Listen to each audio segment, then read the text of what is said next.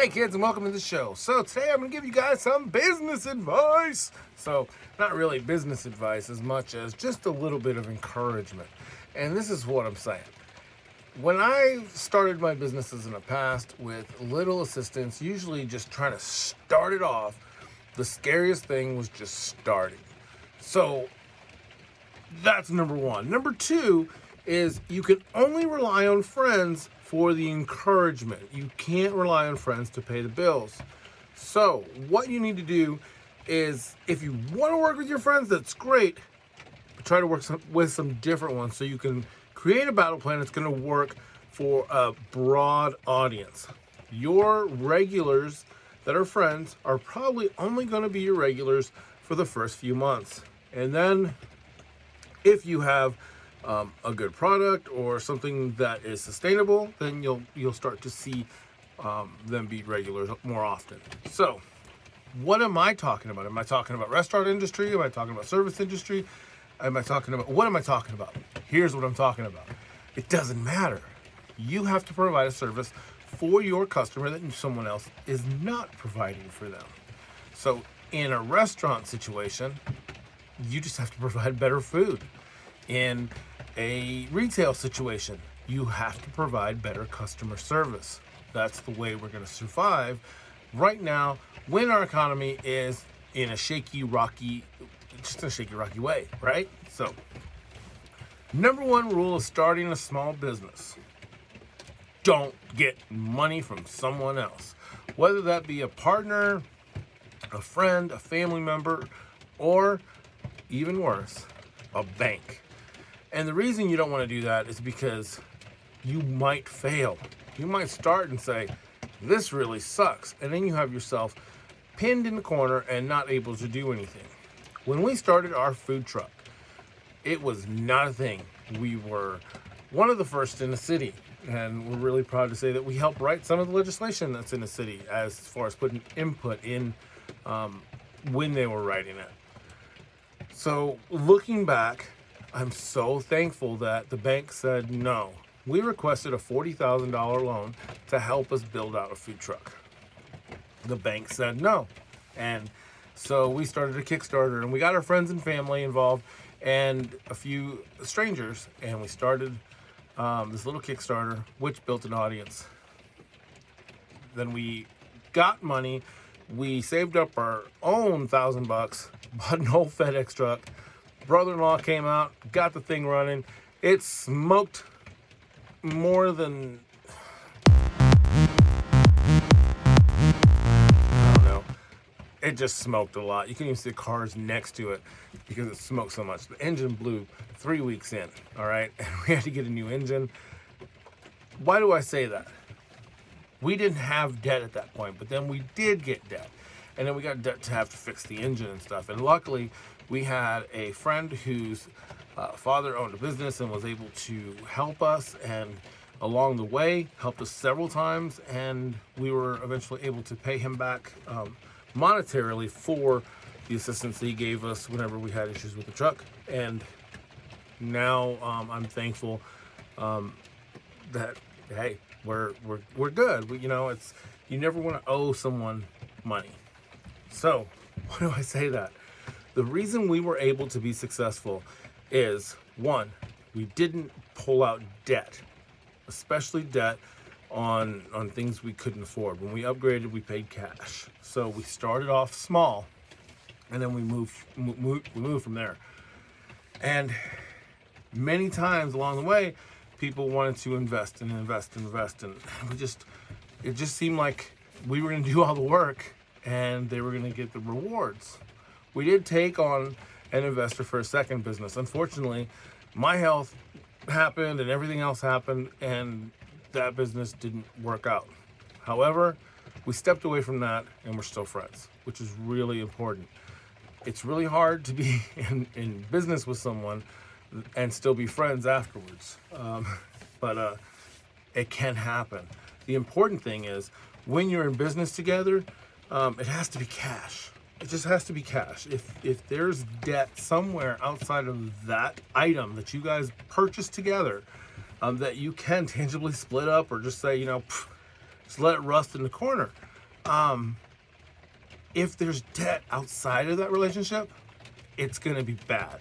So never go into a partnership with someone who's going to borrow money to be in partnership with you, because if they have to borrow money to start a partnership with you, odds are they would have to borrow money if your business had some trouble, okay? And if your business is in financial trouble, that person probably doesn't qualify to borrow money. Same with you. If you have to borrow money to start a business, well, what happens if something happens like I don't know, worldwide pandemic or something? Well, you have to be able to step back and say, well, we're gonna have to just wait this one out. You know, we'll pay the taxes on this, do whatever, and we'll reopen, okay? And the reason I say that is because, you know, now that things are starting to open up, the people that didn't owe money are starting their businesses back up. It's so important to pay cash if you're starting a business. When I started, I say this over and over again, when I started this channel, and by no means is this channel a success yet. Well, I think it's a success, but this is what I started with. It was a $20 microphone off of Amazon, and now I've got some nicer stuff, you know. That's just the way it is. You start off basic. You know, when we started the food truck, a friend of ours that owns a restaurant in town gave us a grill, and we had to put it together, and that grill is so special I still have it. So it's crazy, but it's just, you know, we had to put it together and take it apart every time we went somewhere, and we did a lot of great things with our food truck. We were able to feed a lot of people, and we were able to do real philanthropy with it. And unfortunately, that's not where we're at now. We're moving on to something else. And what is that? That is start your own business 100%. But while you're doing that, support the other businesses of the people that are in those industries, or at the very least, support your friends. When your friend posts something about something they're selling, something they're whatever, this is why 100% of the time you should hit share. And I'll tell you that right after this. So I wish that was a commercial, but I just had to take a sip of coffee. So I'm back. And this is why you should always hit share when a friend posts something. Because when your friend posts something, especially something they've created, they're putting it out there. They're taking that first step. It cost you $0, 0 pennies. It cost you that to hit share. You don't have to put a comment, just hit share. And, oh, well, but Willie, what if they're posting something I really don't use or I don't really like? It doesn't matter. If they're your friend, you hit share, okay? Because if someone says, hey, Willie, you know, I think that was a little risque for you sharing the erotic massage oils that your friend Joe is selling. Well, here's the thing. Yeah, my friend Joe is selling that. He is my friend. I am going to support him. We don't agree on everything, but we do agree on we need to take care of our families. He's in my tribe. I'm going to hit share. Doesn't cost me anything. So if people are going to start seeing this, and I was telling Rachel the other day, I said, I am going to be a hated person because I am trying to be a better person. And when you try to be a better person, you're going to be hated. I'm going into the valley and I'm ready for the fight. So, what's the fight? The fight is against ourselves. The only person that stands in your way is you. And I speak from someone who has stood in my own way for a long time. And I stood in my own way because I had these excuses for everything. And I convinced myself that they were reasons. They're not reasons. They're excuses. And everybody's got one. The people that are going to be successful when everything comes tumbling down are going to be those who've learned something during these trying times. We need to look back on what our grandparents did. Our grandparents lived in a generation that basically was this. We're going to start seeing inflation. We're going to start to see more job loss. It's just the way things are going to happen. There's such a power pull in our government right now.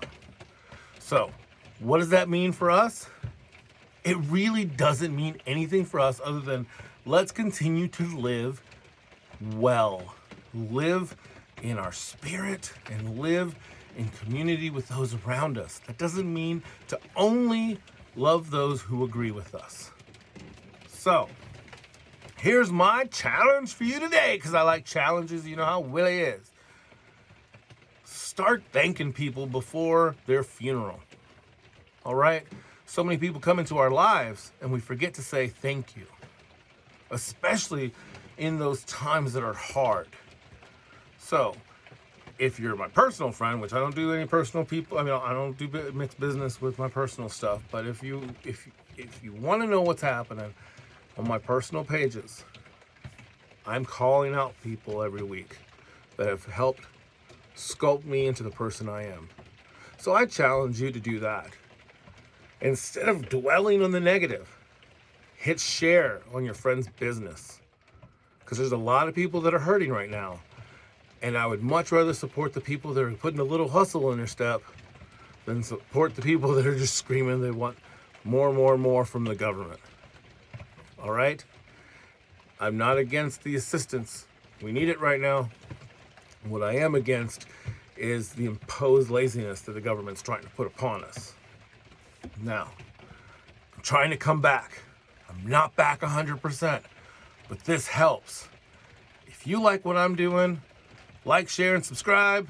If you don't like what I'm doing, hit the thumbs down, because it all helps, all right? And I know I was kind of everywhere because it's a rainy day and I'm supposed to be out dragging trash and planting corn. Michael Bloomberg said it was easy, so I'm going to put some holes in the ground, drop some corn in and see what happens, okay? We're going to find out live, well, not live, but over the next few, however long it takes to grow corn, if Michael Bloomberg was right. So...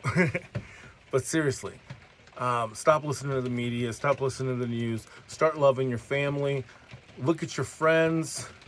If they have a business, support it. If you don't have the money, share the business, talk about it. We have friends that are so talented, and right now I'm trying to call them out. This week is my photography week, so I'm gonna reboot one of my videos from before. Maybe if it's really dumb, I'm just gonna redo it. But yes, so call your photographers this week, call your food truckers this week, and by that I mean spend some money and have some fun. And that's only because you worked hard. Have a great day.